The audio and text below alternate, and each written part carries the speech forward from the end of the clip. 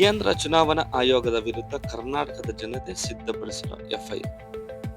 ಹೌದು ವೀಕ್ಷಕರೇ, ಚಿಕ್ಕಬಳ್ಳಾಪುರ ನಗರದ ಪತ್ರಕರ್ತ ಭವನದಲ್ಲಿ ಎಸ್ಐಆರ್ ವಿರೋಧಿ ಜಾತ್ಯತೀತ ಪಕ್ಷಗಳು, ಜನಪರ ಸಂಘಟನೆಗಳ ಒಕ್ಕೂಟ ಕರ್ನಾಟಕ, ಜಿಲ್ಲಾ ನಾಗರಿಕ ಮತ ಕಾವಲು ಸಮಿತಿ ಚಿಕ್ಕಬಳ್ಳಾಪುರ ಜಿಲ್ಲೆ ಇವರ ವತಿಯಿಂದ ಕರ್ನಾಟಕ ಕನಿಷ್ಠ 60 ಲಕ್ಷ ಅರ್ಹ ಮತದಾರರ ಮತದಾನದ ಹಕ್ಕನ್ನು ಅವರ ವಿರುದ್ಧ ಯಾವುದೇ ಸಾಕ್ಷ್ಯಾಧಾರಗಳಿಲ್ಲದೆ ರದ್ದುಗೊಳಿಸಿರುವುದು ಮತ್ತು 44 ಲಕ್ಷ ಮತದಾರರಿಗೆ ನಿಮ್ಮ ನಾಗರಿಕತ್ವದ ಬಗ್ಗೆ ನಮಗೆ ಅನುಮಾನವಿದೆ ಎಂದು ನೋಟಿಸ್ ಕಳಿಸಿ ಮಾನಸಿಕ ಹಿಂಸೆಗೆ ಗುರಿಪಡಿಸಿರುವುದು ಮತ್ತು ಹೊಸದಾಗಿ ಸೇರ್ಪಡೆ ಆಗಬೇಕಿರುವ ಕನಿಷ್ಠ 15 ಲಕ್ಷ ಮತದಾರರ ನೋಂದಣಿಯನ್ನು ಸಮಸ್ಯಾತ್ಮಕಗೊಳಿಸಿರುವುದು ಎಂದು ಕೇಂದ್ರ ಚುನಾವಣಾ ಆಯೋಗ ಮತ್ತು ಅದನ್ನು ತಪ್ಪಾದ ವಿಧಾನದಲ್ಲಿ ಆಯ್ಕೆ ಮಾಡಿರುವ ಕೇಂದ್ರ ಸರ್ಕಾರ ವಿರುದ್ಧ ಆರೋಪ ಮಾಡಿದರು. ಸಮಿತಿಯ ಮುಖ್ಯ ಕಾರಣಗಳು: ಚುನಾವಣಾ ಆಯೋಗ ನಡೆಸಿರುವ ಪ್ರಕ್ರಿಯೆಯನ್ನಾಗಲಿ, ಅದು ನೀಡಿರುವ ಅಂಕಿ ಸಂಖ್ಯೆಯನ್ನಾಗಲಿ, ಅದರ ಹಿಂದಿರುವ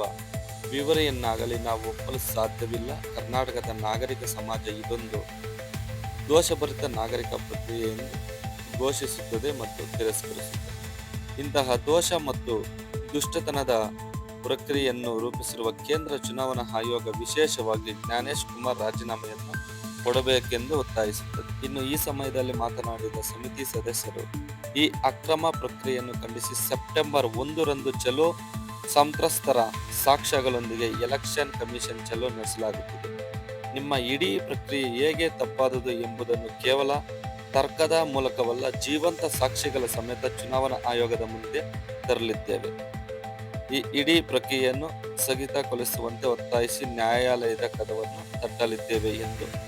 ಇನ್ನು ಈ ಪತ್ರಿಕಾಗೋಷ್ಠಿಯಲ್ಲಿ ಡಾಕ್ಟರ್ ಮೊಹಮ್ಮದ್ ನೂರುಲ್ಲಾ, ಜಿಲ್ಲಾಧ್ಯಕ್ಷರು, ನಾಗರಿಕ ಮತಕಾವಲು ಸಮಿತಿ ಚಿಕ್ಕಬಳ್ಳಾಪುರ ಜಿಲ್ಲೆ, ಶಮೀರ್ ಜಿ, ಜಿಲ್ಲಾ ಸಂಯೋಜಕರು, ಇದ್ದೇಳು ಕರ್ನಾಟಕ ಸಂಘಟನೆ ಚಿಕ್ಕಬಳ್ಳಾಪುರ ಜಿಲ್ಲೆ, ಅಸ್ಗರ್ ಖಾನ್, ಎಸ್ಡಿಪಿಐ ಪಾರ್ಟಿ, ನಾರಾಯಣಪ್ಪ, ಜೀವಿಕಾ ಸಂವಿಧಾನ ಸಂರಕ್ಷಣಾ ಪಡೆ ಹಾಗೂ ನಾರಾಯಣ ಸ್ವಾಮಿ, ಜೀವಿಕಾ ಸಂವಿಧಾನ ಸಂರಕ್ಷಣಾ ಪಡೆ ಜಿಲ್ಲಾ ಚಿಕ್ಕಬಳ್ಳಾಪುರ ಜಿಲ್ಲೆ, ಈಶ್ವರ್ ರೆಡ್ಡಿ, ಜೀವಿಕಾ ತಾಲೂಕು ಸಂಚಾಲಕರು ಉಪಸ್ಥಿತರಿದ್ದರು.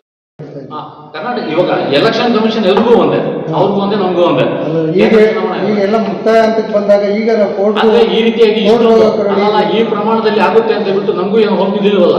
ನಾವು ಮೊದಲಿಂದನೂ SIR ಅಲ್ಲಿ ಅದಕ್ಕೆ ಒಂದು ಉದಾಹರಣೆ ಇತ್ತಲ್ಲ, ಹಿಂದೆ ಬೇರೆ ರಾಜ್ಯಗಳಲ್ಲಿ ಆಗಿರೋದು ಇತ್ತಲ್ಲ. ಆದ್ರೆ ಕೆಲವರು ಕೋರ್ಟ್ಗೆ ಹೋಗಿದ್ದಾದ್ಮೇಲೆ ಚುನಾವಣಾ ಆಯೋಗ ಅದನ್ನ ಏನ್ ಪ್ರಕ್ರಿಯೆ ಕೈಗೊಳ್ತಾ ಇದೆ ಅದಕ್ಕೆ ಅಡ್ಡಿಪಡಿಸಬಾರ್ದು, ನಡೆಸಬೇಕು ಅಂತ ಹೇಳ್ಬಿಟ್ಟು ಕೋರ್ಟ್ ಅನ್ನೋದಕ್ಕೆ ಕೂಡ ಡೈರೆಕ್ಷನ್ಸ್ ಕೊಟ್ಟಿತ್ತು. ಕೋರ್ಟ್ಗಳು ಡೈರೆಕ್ಷನ್ಸ್ ಕೊಟ್ಟಿತ್ತು, SIR ಪ್ರಕ್ರಿಯೆ ನಡೀಲೇಬೇಕು ಅಂತ ಹೇಳ್ಬಿಟ್ಟು. ಕೆಲವರು ಪಿಟಿಷನ್ ಹಾಕಿದ್ರು ಕೂಡ ಪಿಟಿಷನ್ಸ್ ಅನ್ನುವಂಥದ್ದು ವಾಪಸ್ ಆಯ್ತವು. ಆದ್ರೆ ಈ ಮಟ್ಟದಲ್ಲಿ ಈ ರೀತಿಯಾಗಿ ಕರ್ನಾಟಕದಲ್ಲಿ ಆಗುತ್ತೆ ಅನ್ನುವಂಥದ್ದು ನಮಗೂ ಗೊತ್ತಿರಲಿಲ್ಲ. ಅಂದ್ರೆ ಒಂದು ಅಂದಾಜನ್ನ ಮಾಡಿದ್ವಿ, ಈ ರೀತಿಯಾಗಿ ಹಾಗೆ ಆಗುತ್ತೆ ಅಂತ ಎಚ್ಚರಿಕೆಯನ್ನು ನಾವು ಕೊಡ್ತಾನೆ ಬಂದಿದ್ದೇವೆ. ಆದ್ರೆ ಇವಾಗ ಆಗಿರುವಂತಹ ಪ್ರಕ್ರಿಯೆ ನೋಡಿದ್ರೆ 1,07,00,000ಕ್ಕಿಂತ ಜಾಸ್ತಿ ಜನ ಇವತ್ತು ಕರ್ನಾಟಕದಲ್ಲಿ ಮತದಾರರು ಹಕ್ಕನ್ನು ಕಳ್ಕೊಳ್ಳುವಂತ ಪರಿಸ್ಥಿತಿ ನಿರ್ಮಾಣ ಆಗಿದೆ. 43 ಲಕ್ಷ ಏನು 43 ಲಕ್ಷ ಹೇಳಿದ್ರಲ್ಲ, 44 ಲಕ್ಷ ಅನುಮಾನಾಸ್ಪದ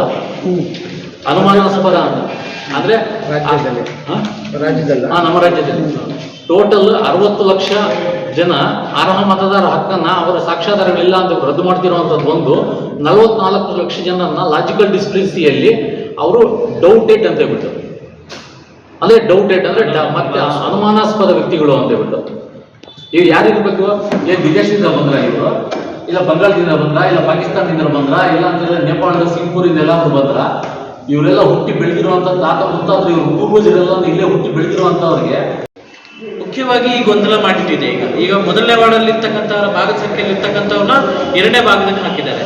BLOಗಳ ಕರಡು ಮತದಾರ ಪಟ್ಟಿ ಅವ್ರು ಮಾತ್ರ ಬಳಿ ಇದೆ, ಒಂದೊಂದು ಕಾಪಿ ಇದೆ. ಜನಸಾಮಾನ್ಯರಿಗೆ ನಿಮ್ಮ ಮತ ಸೆಕೆಂಡ್ ವಾರ್ಡ್ ಹೋಗಿದೆಯೋ ಫಸ್ಟ್ ವಾರ್ಡ್ ಅವ್ರಿಗೆ ಹೋಗಿದೆಯೋ ಅಂತ ಜನಸಾಮಾನ್ಯರಿಗೆ ಗೊತ್ತಾಗ್ತಾ ಇಲ್ಲ. BLOಗಳು ಇಟ್ಕೊಂಡು ಮನೇಲಿ ಇದ್ದಾರೆ. ಸೊ ಅವರಷ್ಟು ಇಷ್ಟಾರ್ಥವಾಗಿ ಇದ್ದಾರೆ.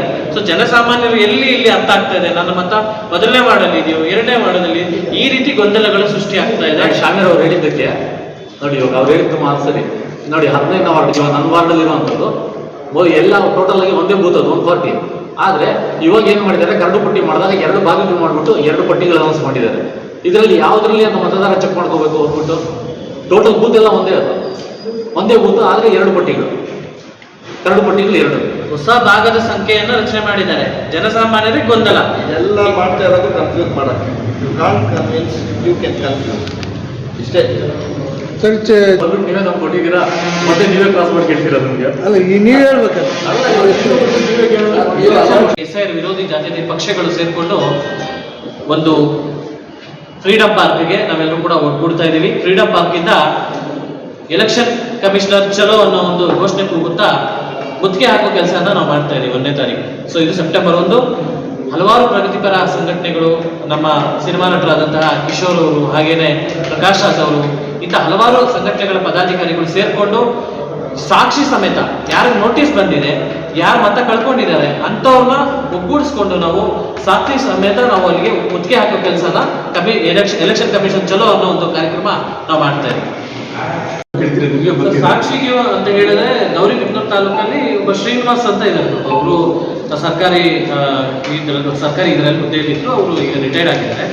ಅವರು ಶಿಫ್ಟೆಡ್ ಅಂತ ಅವ್ರದ್ದು ಓಟೆ ಮಾಡ್ಬಿಟ್ಟಿದ್ದಾರೆ. ಇಲ್ಲಿಲ್ಲ ಇವರು ಅಂತ ಹೇಳ್ಬಿಟ್ಟು ಶಿಫ್ಟೆಡ್ ಅಂತ ಹಾಕಿದ್ದಾರೆ. ಅವ್ರು ನಿನ್ನೆ ನಮಗೆ ಕರೆ ಮಾಡಿ ತಿಳಿಸ್ತಾರೆ, ಸರ್ ನಂದು ಶಿಫ್ಟೆಡ್ ಅಂತ ಬರ್ತಾ ಇದೆ, ಸೊ ಕರಡು ಮತದಾರ ಪಟ್ಟಿಯಲ್ಲಿ ಅಂತ ಹೇಳ್ತಾ ಇದ್ದಾರೆ. ಇಂಥವ್ರು ಅಂತ ಐಡೆಂಟಿಫೈ ನಿಮ್ಗೆ ಆಗಿಲ್ಲ ಅಂದ್ರೆ ಲಕ್ಷಾಂತರ ಜನರನ್ನ ನಾವು ತೋರಿಸ್ತೀವಿ ಇಲ್ಲ ಬಿಟ್ಟಿದ್ದಾರೆ ಅಂತ. ಮತ್ತು ಅವರೆಲ್ಲ